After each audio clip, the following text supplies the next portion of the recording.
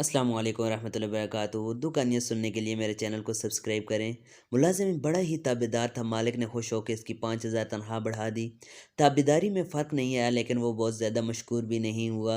मालिक को बड़ा गुस्सा आया कि मैंने इसकी तनख्वाह बढ़ाई, लेकिन ये है कि अच्छे से शुक्रिया भी अदा नहीं किया।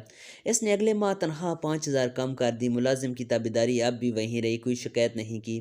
मालिक ने उसे बुलवा भेजा और कहा, बड़े अजीब इंसान हो, मैंने तुम्हारी तनख्वाह 5,000 बढ़ाई, फिर कम कर दी, तुम जूं के तूं रहे, ये सब क्या है?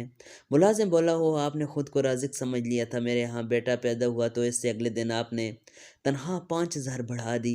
मैं समझ गया कि जिस खालिक ने बच्चा दिया, इसने रिस्क का इंतज़ाम भी साथ ही कर दिया है, सो इसी का शुक्रिया अदा किया। फिर जिस दिन आपने तनख्वाह कम कर दी, इसी दिन मेरी वालदा वफ़ात पा गई। मैंने जान लिया कि वो अपना रिस्क अपने साथ ले गई। सो तब भी अल्लाह का शुक्र अदा करके मुतमईन रहा। फिर बोला, साहब ये रोज़ी रोटी के फ़ैसले कहीं और ही होते हैं, हम तो बस मोरे हैं जिन्हें आगे पीछे करके असबाब पैदा किए जाते हैं। सुबहान अल्लाह, अल्हम्दुलिल्लाह।